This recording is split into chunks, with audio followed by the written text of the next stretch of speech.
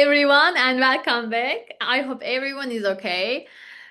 Today's episode, I want to talk about something that might be very ordinary at first, but it actually deeply political, emotional, and cultural. Hair. More specifically, I want to ask, how is a hair represented in children's books? And why does this representation matter so much, especially for Black children? Hair is never just hair. In many cultures, hair is often treated as a personal or aesthetic choice, but in the context of Black history and Black childhood in the United States, hair has never been just hair. Black hair has been regulated, controlled, disciplined, and politicized. And at the same time, it has been a site of creativity, resistance, identity, and self love.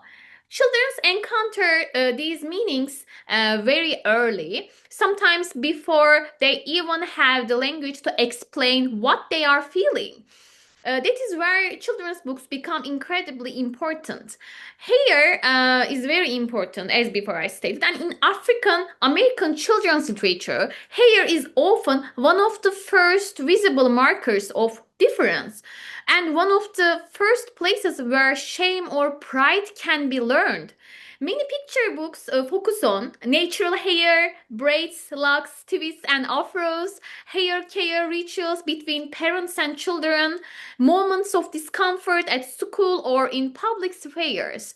But these stories do more than describe hair. They ask deeper questions. Who decides what is neat or professional?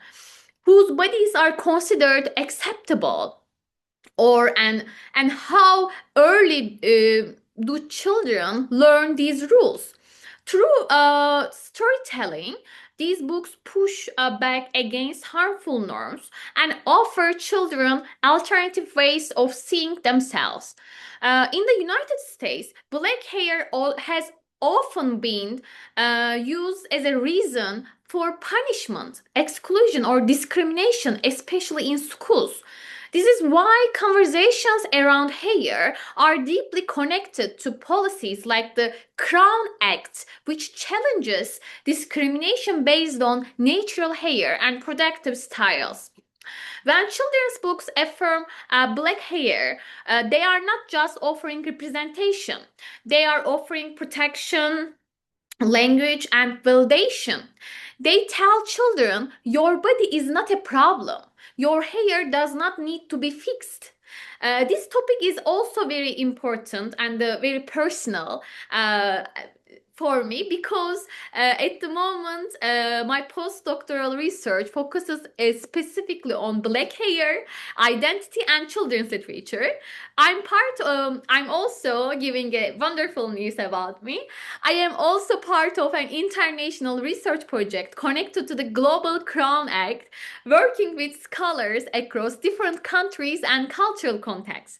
This project looks at how hair discrimination operates globally and how stories, education, and policy intersect. Being part of this research team has reminded me that hair is not only a cultural symbol, it is also a human right issue, especially for children. So, why children's books matter here?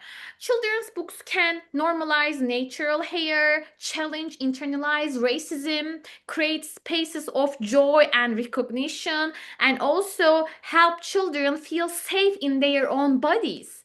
For Black children, seeing hair that looks like theirs, celebrated rather than corrected, can be life changing.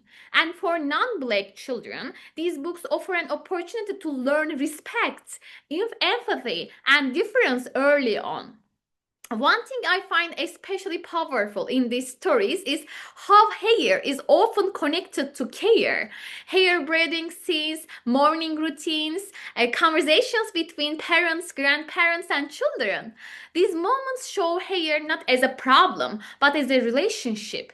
They remind us that identity is shaped not only through public conflict, but through quiet, intimate moments at home. So, how hair is represented in children's books? Not as decoration, not as something to hide, but as a site of identity, resistance, love, and belonging. As my research continues, I will be sharing more about Black hair, children's literature, and the global conversations emerging around these issues. Thank you so much for listening and thank you for thinking with me. I'll see you in the next episode. Bye.